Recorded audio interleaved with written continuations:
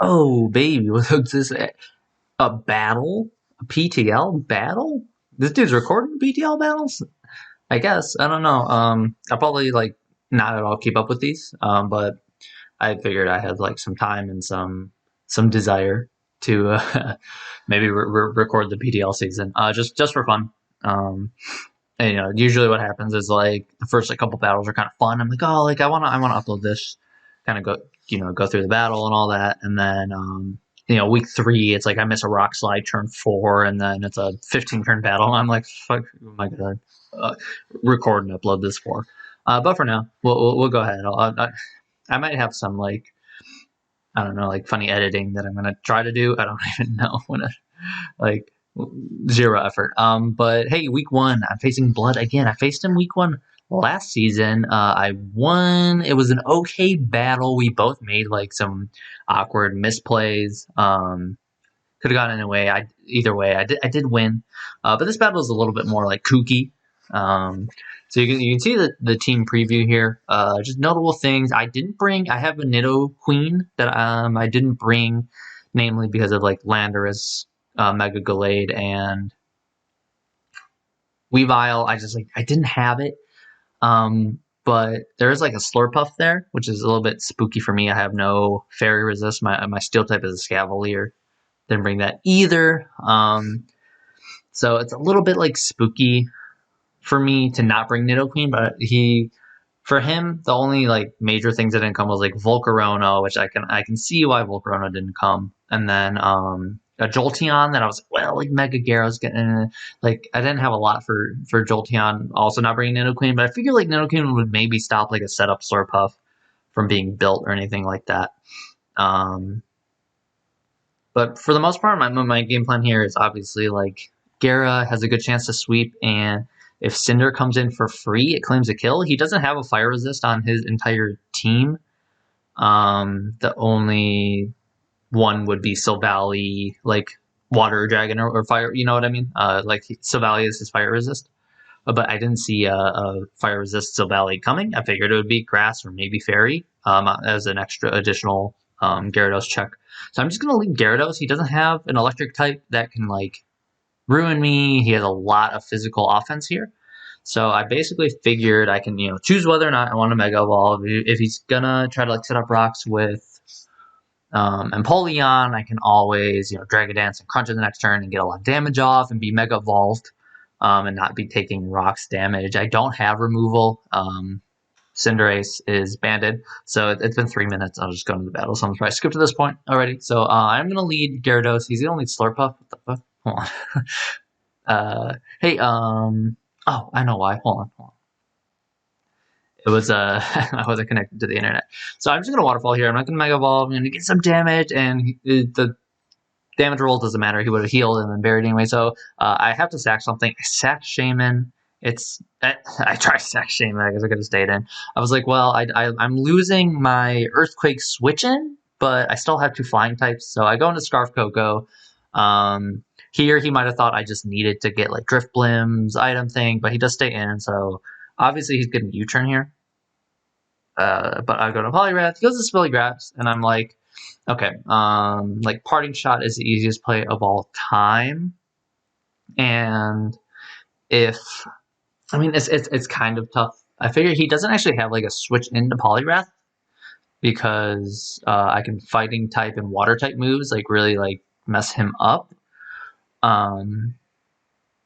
So I was just like, I don't want to go into Cinderace, Landorus, which is I'm sure is Scarfed, comes back in, which is an issue. So I just stay in here to like Ice Punch because I'm like, well, at least I'll get the chip on this thing. I need chip on this thing for Gyarados, and he crits me, and it does a lot. It still would have done like almost 60%, but like if I'm at 40% health, like I'm in a lot better shape.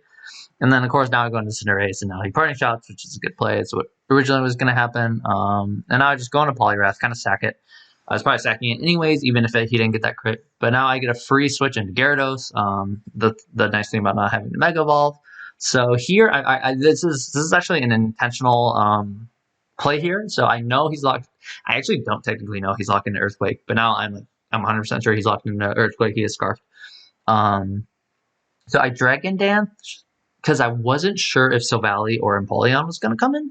So I wanted to bait one of those in. If it's Empoleon, he might have Roar, he might have Toxic. It's probably worth it for me to just like get damage on that thing. And if he goes into Silvally, I want to basically force it to stay in. And I didn't want to just double into Cinderace and like, do whatever. Just in case he wasn't Scarfed and clicks like a rock move or something. I didn't want to go like Gara double into Cinderace and Gara. So now I can basically I can force him to attack here. He might have like an electric move. He might just click multi-attack. But I can go into Cinderace. I'm choice banded. I do KO everything he has. So this is great. I'm guaranteeing a kill, bringing it back to 4-4, and then we're in it. Hey, turns out I missed the fireball and he sculpted. So now I'm in that. This is pretty fucked. So I Dragon Dance. I need like Scout he has. If he has Toxic, then I'll slowly die. But he does roar me. He roars me into the wrong thing too. So I have to go back into Gyarados. And then I just crunch him for damage. I still need to keep my ground immunity and choose when to Mega Evolve. So this time he thankfully roars me into Coco. I'm just taking a million rocks damage. I lock myself in a wild charge. And now I'm like, well, here's the thing. I don't know if he has a rock move or a dark move or what he has. So I'm going to go straight into Drifblim. I take the knockoff, and I am the really annoying Strength Stab set. And I also have Will-O-Wisp. So I'm looking at his team. I'm like, well, he has a Silvally, and then he has three physical attackers. So I'm gonna burn this thing. I outspeed everything on his team. I outspeed Scarf, Lando. So he can triple axle me. It almost kills me, but I can't strength step back. It's kind of a battle. Is he going to sword stance here? If he's neutral, can he Oko me? Which is like close. That does just over half. And here I am going to predict the sword stance as he thinks I'm going to strength step into Oblivion, but I get it there. He actually doesn't even have Ice Shard, which is great for me. So now it goes into Lando to basically nerf my acrobatics. As I'm just strength stepping my health back, whatever. So I'm just kind of like, I think I kind of just like win this. I'm not really sure. And then he crits me with the flamethrower, and I'm like, well, I just lowered his attack, and now he's gonna bring me like low. I'm at 36. I strength sap. I go up to 66. I go back down to 44. I gained 8% health, and I'm like, okay, now I'll kill this thing. I'm a +1 defense, so I just need to like wisp the rest of his team. But then we actually see like the Shadow Sneak does 28, and now it's gonna do more than half of 28 after half his attack. So that crit. So at this point, I was tilted from like the Pyro Ball miss. I missed that like Will-O-Wisp on Weavile, but then the fact that I just turned it all around with that Drifblim set, like really pissed blood off. So like we're swearing at each other in the chat right now. Friendship destroyed. I mean, like you saw the battle. The hacks was entirely like in his favor. I didn't get any luck in this game. Like even like the crit flamethrower brought me into the double shadow sneak thing. Like the Drifblim should have just got like 4 kills and won the game. But here I go into Coco, so like there's like some weird like playing around I need to do. If Lando is like scarfed and outspeeds +1 Gara, like I have to be wary of that. I can just come in on this thing, and he could have like Thunder Punch Gallade. That's some nice tech to like prevent Gara from coming in for free and all that. And I could just try, like, even though he's burned, I could try to Dragon Dance and take rocks and be brought down, and then Scarf Lando, earthquakes, and I lose. Oh, because he's healthy and I can't kill him with Coco. But I'm just going to click Dazzling Gleam here. He's going to switch into Landorus, and I'm going to crit him, and it's going to turn into a KO. So, like, it probably mattered for diff. I kind of had to set Coco here anyways. But blood forfeits because he got pissed off by the Drifblim and then I crit him. But if he earthquakes here, I go into Gara. I Dragon Dance once, and then Gara is max HP. So even because he's burned Gallade, close combat does like I think like 60-something% max. So like I could go into Gyarados, and then if he's locked into Earthquake with Landorus, I click Dragon Dance as Glade comes in. And even if I'm worried, I won't kill it because it's still like pretty much full health.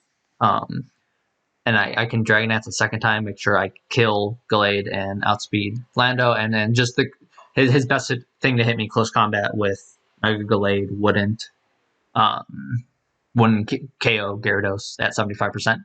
Even if I'm like I would just Mega Evolve anyways, even if he was or wasn't going to click close combat, just in case I said something like Stone Edge or Thunder Punch. And then if he like U-turns or tries to click a rock move, it's actually just the same thing. I don't know if the rock move kills Coco, but then I go into Gyara.